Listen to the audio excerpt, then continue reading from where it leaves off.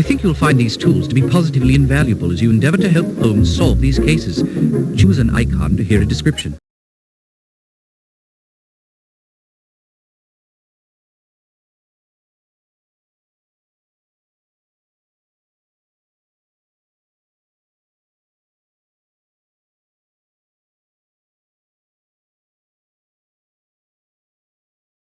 London is not a beautiful city.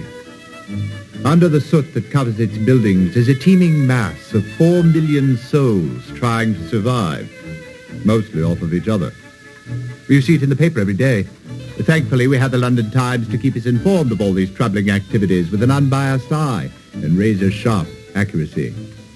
We find this publication to be of invaluable assistance in our investigations, and I'm sure you will as well. Among the forces of evil which run rampant in this city, there are also, thankfully, 2 groups of individuals who will aid us in our cause. As we do, they attempt to right wrongs and restore harmony and civility to the streets of London. The first of these groups is a ragtag association of young ruffians. I call them the Baker Street Irregulars. Don't let them fool you. They may be scruffy and ill-bred, but they are on the right side of the law. They can go everywhere, see everything, and overhear everyone. They are my eyes and ears in the streets of London, unquestionably a tremendous asset in our work. They will help us in our investigations if they can. The other group is a far more civilized collection of gentlemen and institutions. I call them the Baker Street Regulars. They, too, will be extremely useful in our work. At the start of any investigation, do keep in mind that it is a capital mistake to theorize before one has data. Unwittingly, one begins to twist facts to suit theories instead of theories to suit facts. The people and places to whom I will now introduce you will help us to collect the facts. May we use them wisely. Come, the game's afoot.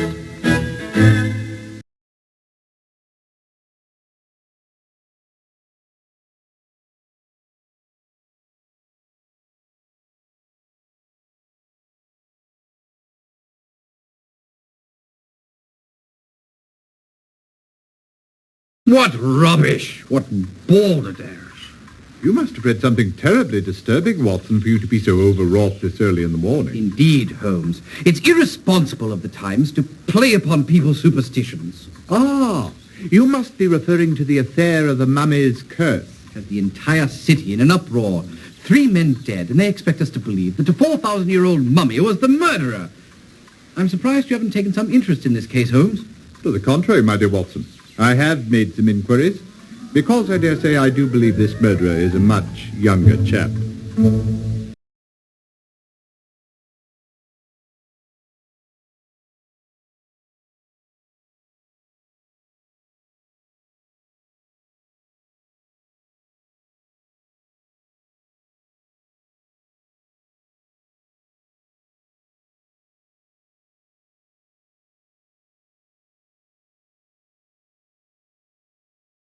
London just a few days ago.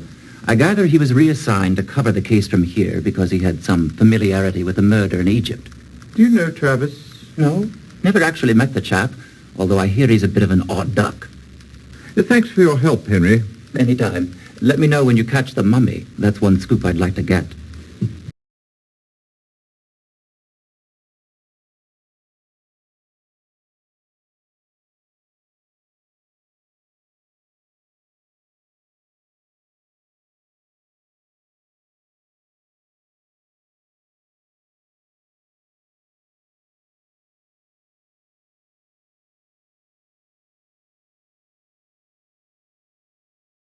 Sorry, fellows. I don't mean to be brusque, but I am too occupied at the moment to concern myself with these so-called mummy murders. Perhaps if the mummy's solicitor were to contact me, then perhaps I would consider defending him.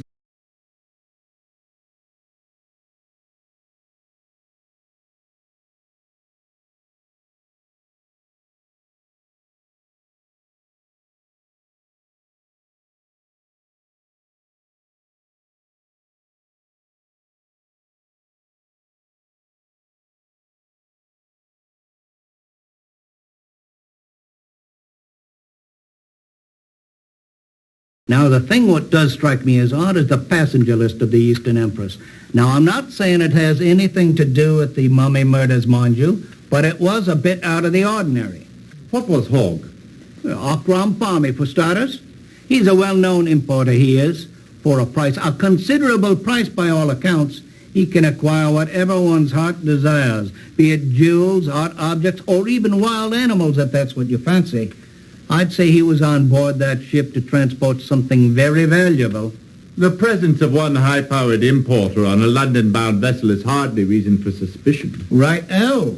But Abdullah al-Saad was also on board. Oh, yes.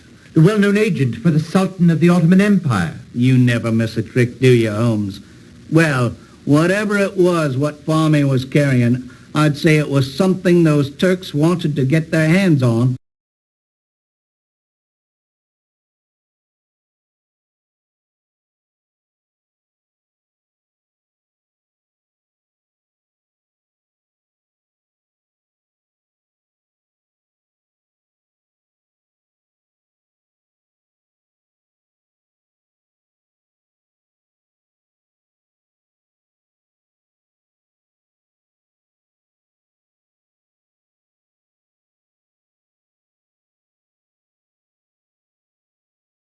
Well, well, if it isn't Mr. Sherlock Holmes, London's most overly praised amateur sleuth, needing the help of the Yard again.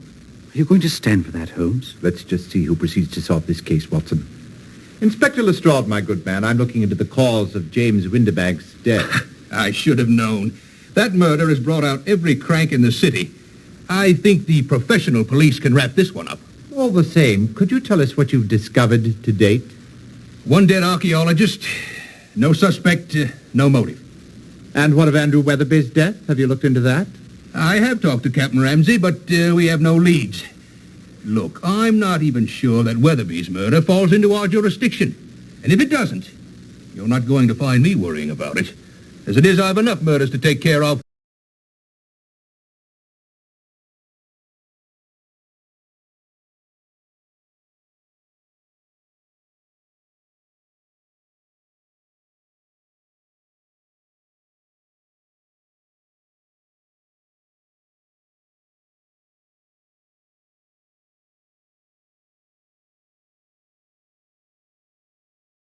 Here it is, Holmes.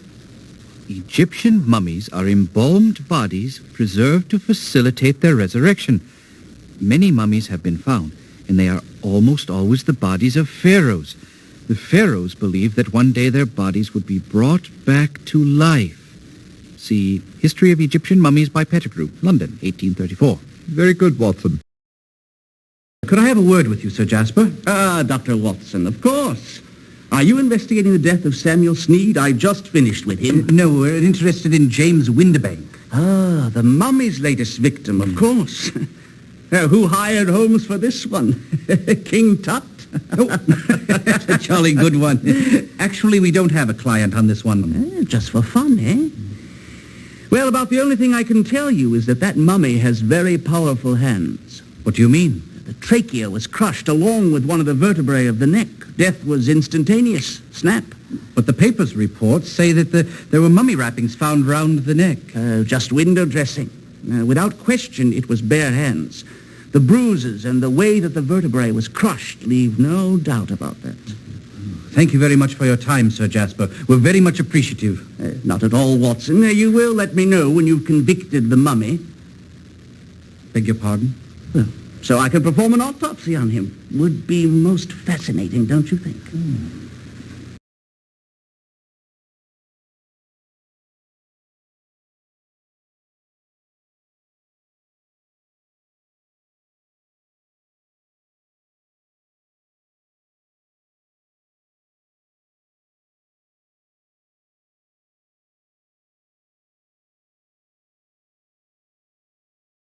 Pettigrew wrote this book over 50 years ago, and there's still nothing better on the subject. Fascinating. Just fascinating. And what can I do for you today, Whitson? It's Watson, sir. Watson, yes, of course. We're interested in what you may have learned about this mummy case. Oh, so these days it's mummies you're chasing down with that fella Holmes. It's Holmes, sir. This is what I said now, isn't it, Whitson? Yes, I believe you did, sir. Let me show you what I found so far. This is the bit of linen that was found round the neck of James Windibank. I examined it thoroughly, and it is quite old, perhaps thousands of years. However, it is not the murder weapon. Are you certain of that? Aye, the linen is quite old, but it's not at all strong enough to strangle a grown man. Very interesting, sir. I also found something quite fascinating. Take a look through this glass. Do you see those short hairs on the fabric? They look precisely like hairs. Of course they look like hairs. But what kind of hairs? They're not human hairs. They're dog hairs. Now, look at this. This piece of linen was found round the neck of the victim on board the ship. Well, his name was Leatherby or something. It is also quite old, and on it I found more hairs. More dog hairs? No, my dear man, monkey hairs. I've not yet been able to identify the precise species, but it's just extraordinary, isn't it? Quite. But what do you think it all means? Well, I'm not the sort who likes to jump to conclusions, Whitson, but I can assure you that neither of these bandages were the murder weapons.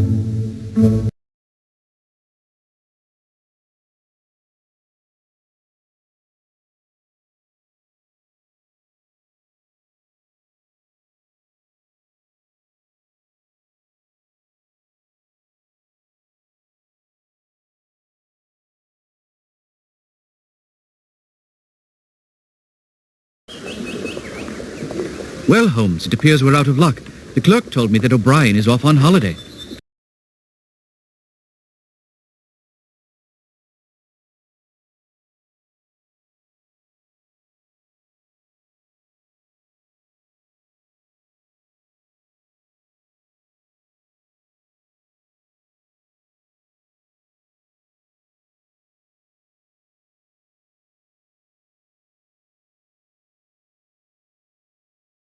I know only a very little about two of the unfortunate gentlemen.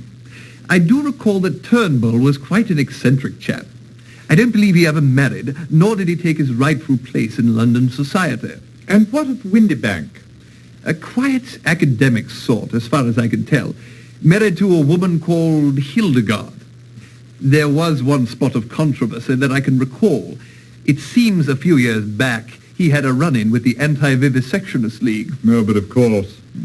It seems that during he was assisting Professor Windibank in that lecture series.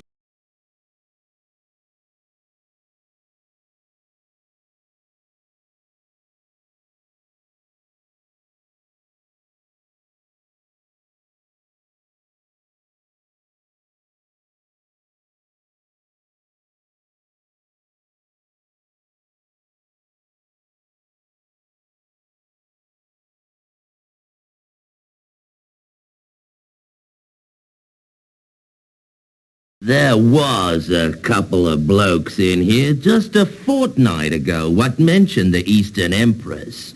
Never seen 'em before. Haven't seen 'em since. One was a swarthy fellow, Arab unless I miss my guess. The other was an old English gent. I overheard 'em say something about a bird and later caught the name of the ship. I hope that helps you. Care for a drink here?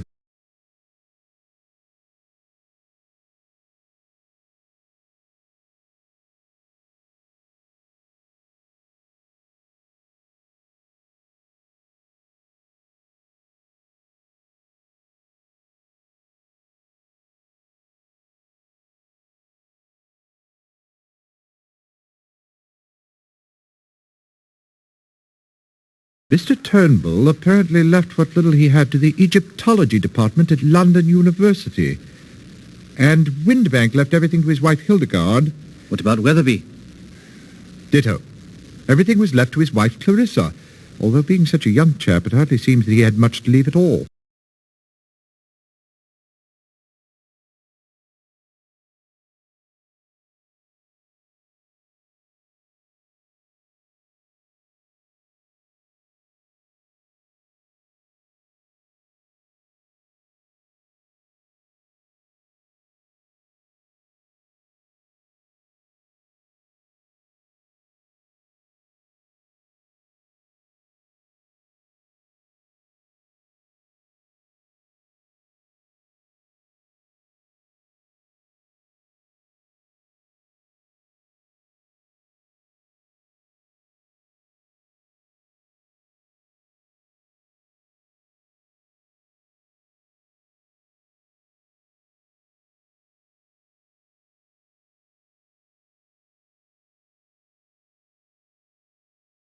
So you've been reading my articles in the Times.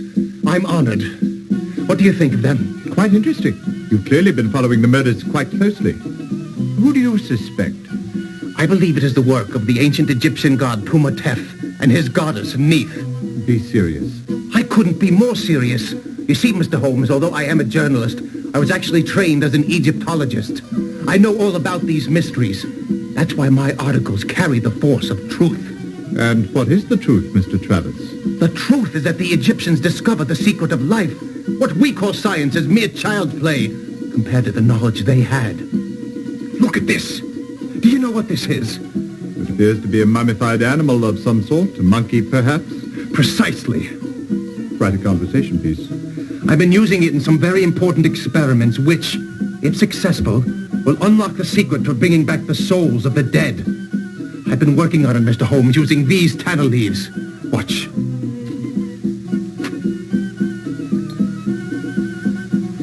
Uma lotus. Licantina. Burura.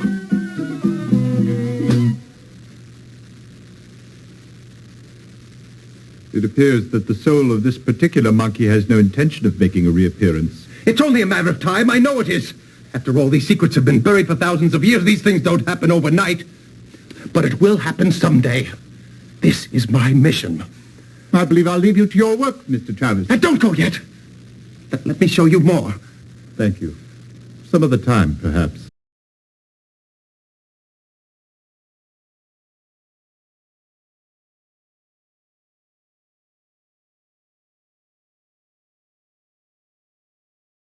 Hello? Is anyone there? Mr. Harvey, are you at home?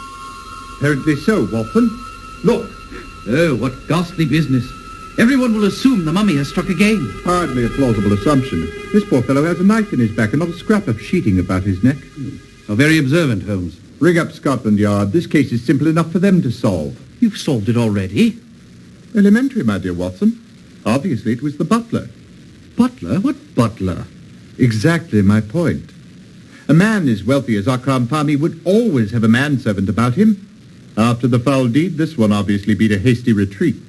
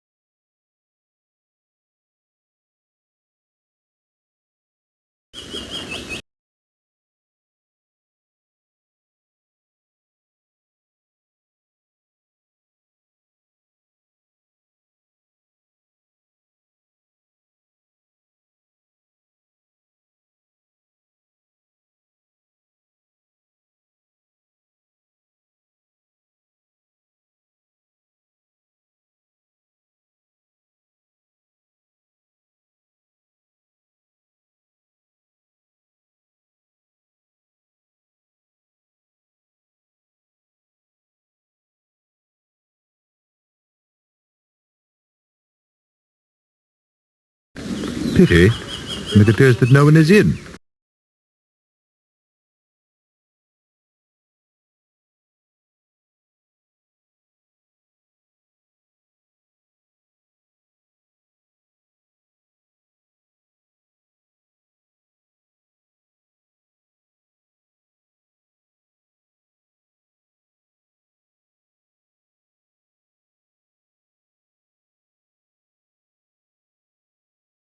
Such a tragedy. Fine men all and such outstanding scholars. I still can't quite get over the shock of it. We understand. Professor, we're looking for background information on these three men so that we can understand how their murders might tie together. Well, let me begin with Dr. Turnbull. Ebenezer Turnbull was responsible for organizing the Carteret expedition. Quite a remarkable man, really. This was the first time he teamed up with James Windibank. Professor Windibank was one of our most popular lecturers. In fact, several of his former students were also eager to accompany him. I recall him saying that he was having difficulty choosing. Weatherby turned out to be the lucky one. Though it seems far from it now, doesn't it? I suppose Smith and Travis turned out to be the lucky ones after all. Smith and Travis? Peter Smith accepted the invitation to join another expedition. As for Philip Travis, he was quite keen on accompanying Professor Winterbank. In fact, he became exceedingly upset when Andrew Weatherby, a postgraduate student in the department, was chosen instead. Took it rather personally, I should say.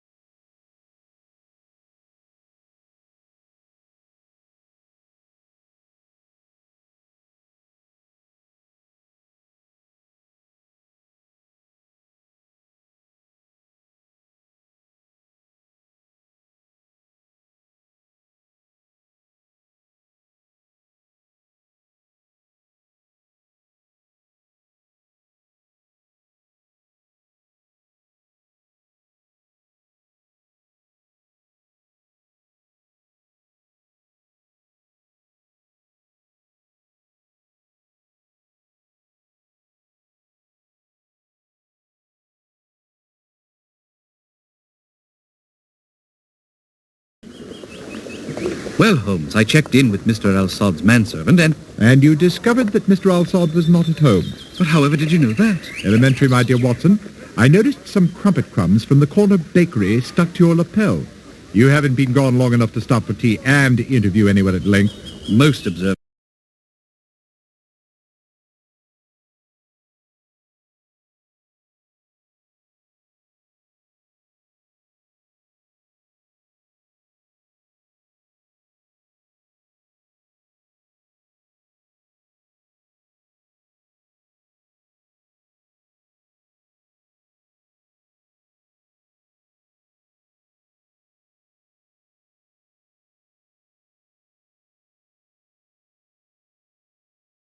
How unfortunate. There's not a soul in sight. Pity.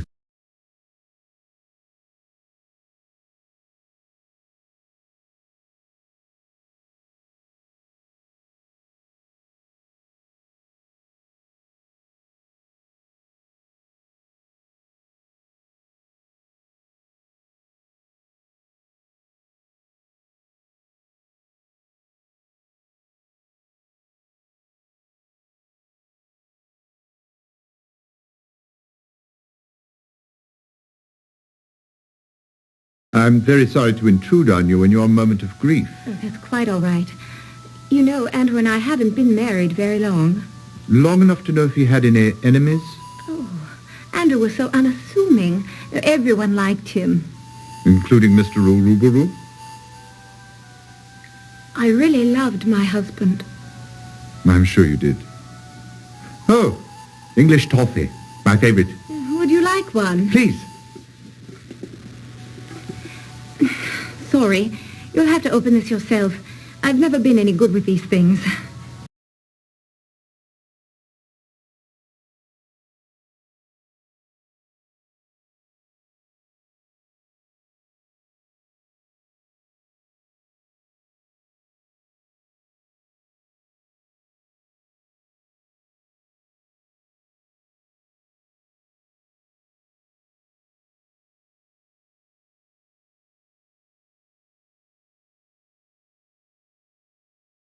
Dr. Turnbull, he was a strange one, he was. Hardly ever at home, always traipsing about to Lord knows where. May I take a look at his things? Oh, suit yourself. All he had is a big pile of books about Egyptian mummies and a few maps. He was a son of an earl, he was. So you hardly tell from looking at him, poor fellow. Do you really think this mummy thing's what's done him in? Creepy, I says.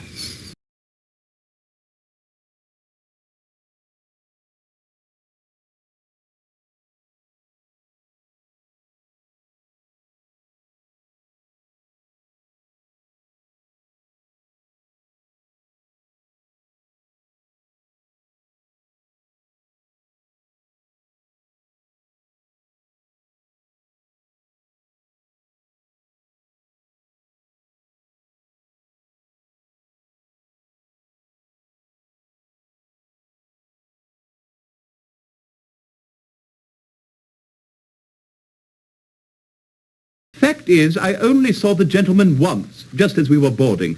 And I'll tell you, I resented the first officer's questioning us on the matter, and I resent yours. The whole voyage was a disaster from beginning to end. Our accommodations were positively abysmal. They wouldn't even let us bring Dickie into our cabin. Dickie? Her high-strung, distasteful little mutt. How can you say that, Merrill? You know Dickie is a blue-blooded Yorkshire Terrier. Mumsy will be with you in just a moment, Dickiekins. He's a bit under the weather, you know. That's why we were only able to stay in Egypt for 2 weeks. Dickie was so disappointed. He so wanted to see the Sphinx. Mr. Holmes is not interested in your incessant whining, Louise. Oh, now I whine, do I? There was a time you thought I had a lovely speaking voice. It's true, Mr. Holmes. He once adored me. No doubt. Oh, for the love of God, Louise, spare us your blubbering.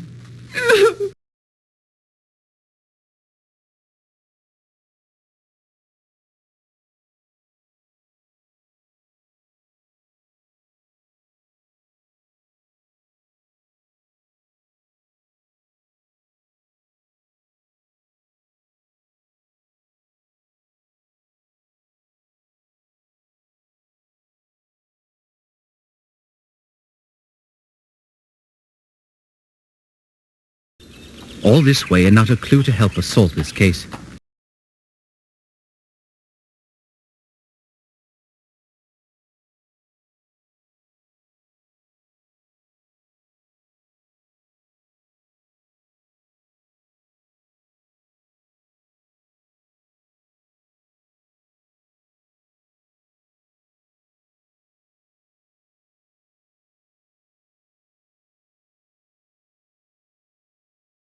It appears that they've just left. There are fresh footsteps retreating from the front door. But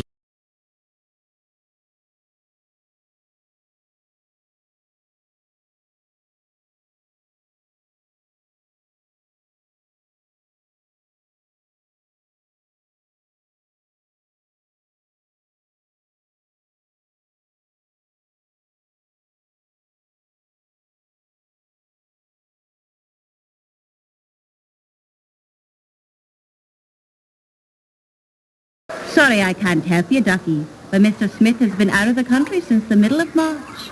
He's a good-looking bloke, except for the dirt under his fingernails.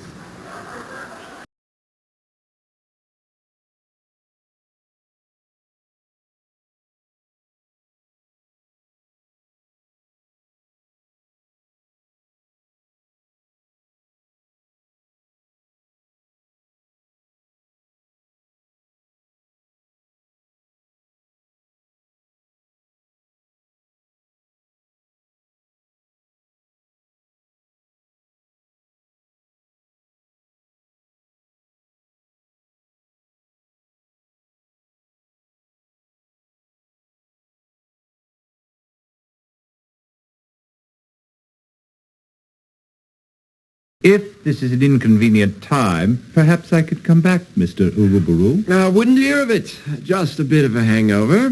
I've weathered plenty worse than this. I'm investigating the death of Andrew Weatherby.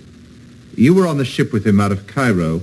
Did you happen to make his acquaintance? Weatherby, a most tedious fellow. So tedious, one might want to do him in. Don't be preposterous. In my condition, I couldn't have done anything of the sort. What condition was that? And I thought you were a great detective. The first night out, a few of us threw a bit of a bash that went on until we docked in London. Did Mrs. Weatherby attend this particular bash? She was the guest of honor, you might say.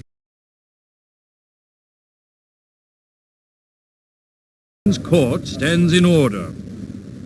Mr. Holmes, I understand you've been looking into the mummy murders. Yes, my lord. Tell me then, who was Ebenezer Turnbull's murderer?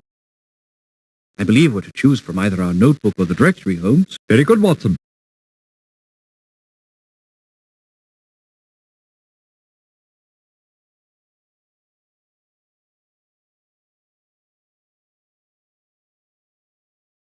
And what makes you so certain? What was Travis's motive for killing Turnbull?